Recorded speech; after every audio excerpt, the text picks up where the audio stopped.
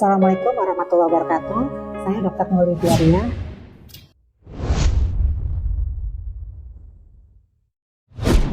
Ini adalah topik yang akan coba saya bawakan.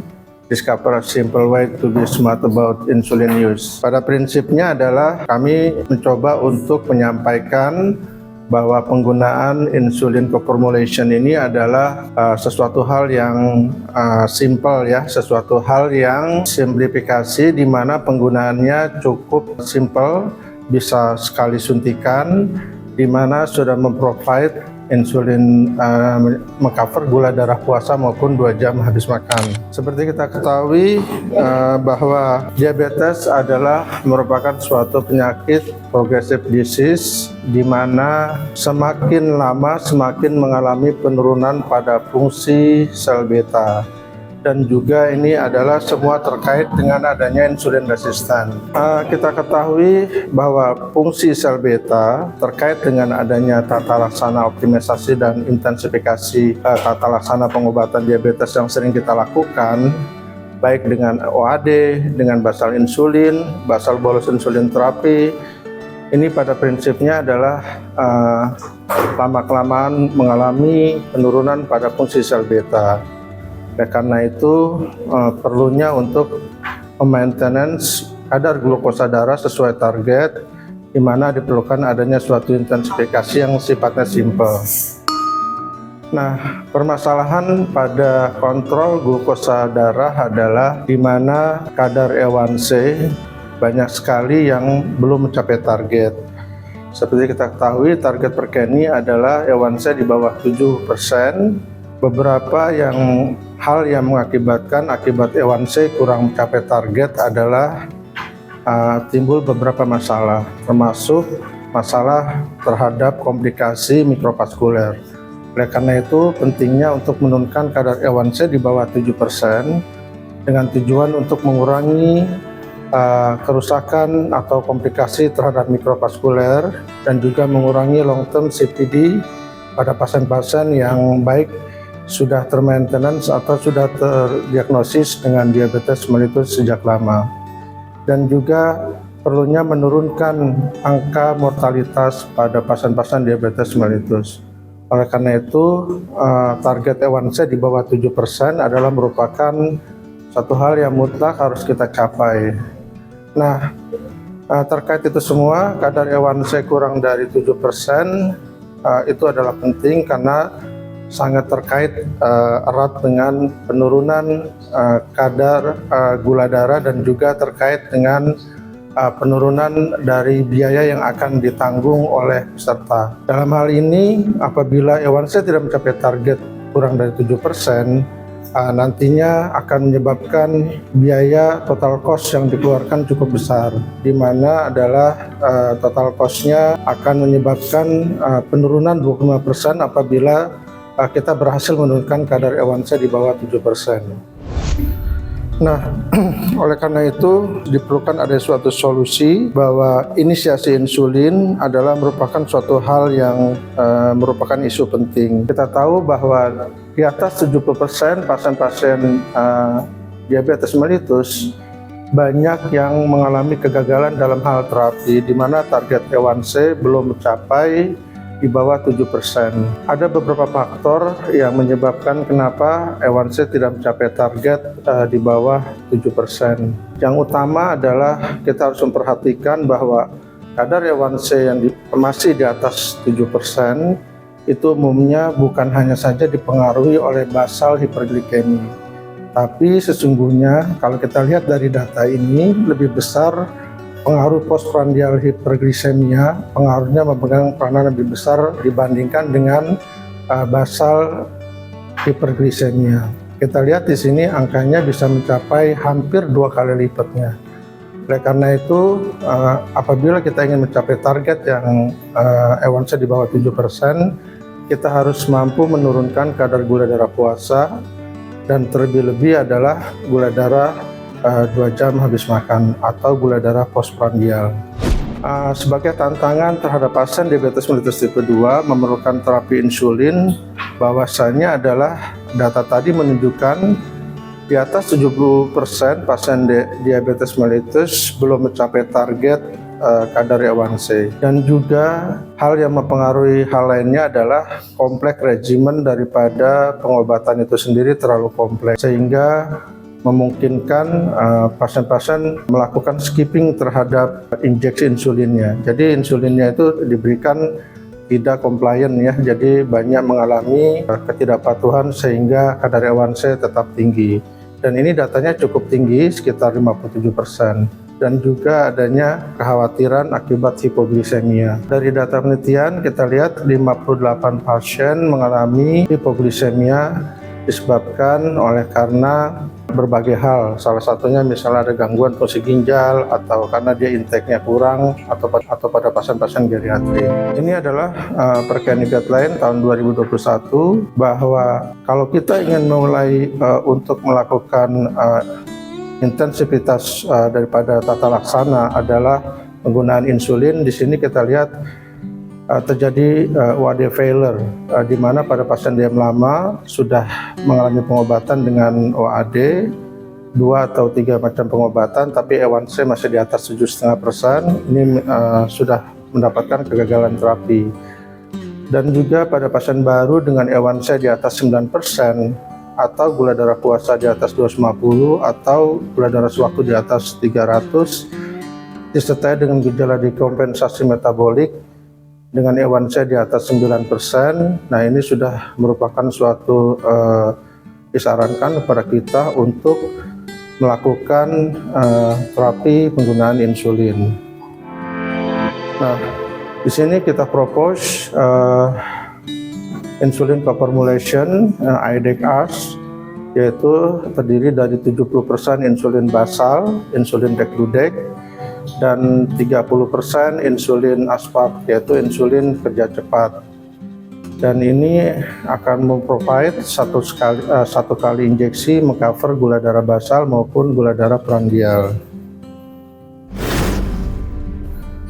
Nah, ini adalah data penelitian bahwasanya dibandingkan antara insulin co-formulation dengan glargin. Kita lihat di sini hasilnya penelitian dilakukan selama 26 minggu. Kita lihat dari penurunan kadar A1C, insulin co-formulation dalam hal ini lebih superior dibandingkan dengan insulin basal glargin dalam hal penurunan kadar A1C. Nah, A1C reduction-nya ini cukup lumayan, sekitar 1,35% dalam penelitian selama 26 minggu. Dan di sini kita melihat bahwa 27% resiko untuk terjadinya hipoglikemia itu terjadi pada insulin glargin, dan di mana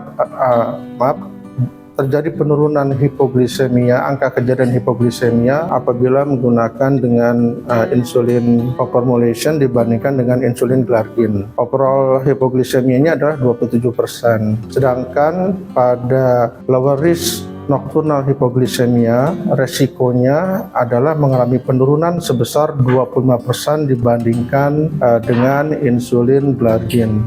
Jadi resiko untuk hipoglikemianya menurun sebanyak 25% dibandingkan dengan insulin basal glargin.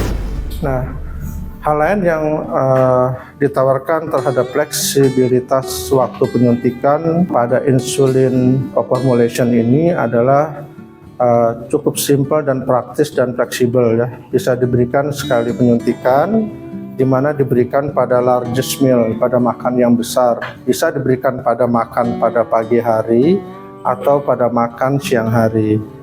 Dan ini mampu dapat mengcover gula darah puasa maupun prandial. Nah, bagaimana kita untuk memulai dosis insulin co-formulation ini adalah ada beberapa tahapan ya. Tahapan inisiasi, kemudian bisa juga nanti adanya switch dari basal, kemudian switch dari basal bolus, dan switch dari premix. Intinya adalah untuk inisiasi seperti yang dianjurkan dalam beberapa guideline, misalnya dalam pada Perkeni maupun pada guideline di Eropa, Amerika, disarankan pemberian pertama adalah 10 unit dengan largest meal atau pada saat makan yang utama, bisa pagi atau siang hari. Nah, prinsipnya yang dihitung adalah apabila kita melakukan switching dari basal, yang dihitung adalah nilai unit insulin basalnya, yaitu misalnya kita biasa menggunakan glargine atau menggunakan levemir, misalnya 10 unit atau 20 unit, yang kita gunakan adalah nilai insulin basal tersebut yang digunakan dikonversikan ke dalam IDEC-AS, yaitu 1 kali pemberian. Tetapi apabila nilainya lebih dari 30 unit, itu bisa di split bagi 2, yaitu misalnya 15 pagi, 15 sore. Ya, tujuannya adalah untuk intensifikasi, mengoptimalkan dalam hal penurunan gula darah. Nah, dari basal dan bolus kita lihat yang basalnya nggak dihitung, yang dihitung adalah bolus, yang bolusnya nggak dihitung, yang dihitung adalah basalnya. Jadi seandainya menggunakan basal 15 unit, bolusnya 20 unit, yang dihitung adalah yang basalnya, yang bolusnya tidak dihitung, karena sebagian besar komponen co-formulation ini adalah insulin basal sebanyak 70%. Namun kalau jarak penyuntikan sampai dibutuhkan 2 kali penyuntikan, jaraknya harus di atas lebih dari 4 jam. Kemudian dari premix di convert ke unit to unit pada penghitungan dosis insulin inisiasi, tetap juga sama menggunakan perbandingan 1:1, yaitu yang dijadikan dasar adalah insulin basalnya.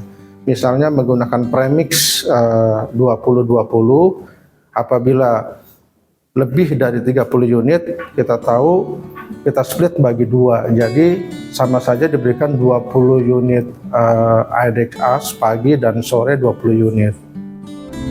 Kemudian ini adalah titrasi yang dilakukan. Nah, jadi titrasinya nggak buru-buru, titrasinya diberikan selama seminggu sekali, diberikan 2 unit apabila nilainya masih di atas target. Karena ini adalah insulin basal, sebetulnya yang jadi patokan kita adalah kadar gula darah puasa ya. Targetnya adalah 90 sampai 120. Apabila prandial targetnya adalah di atas 180, kita naikkan 2 unit. 2 unit dinaikkan apabila masih di atas target.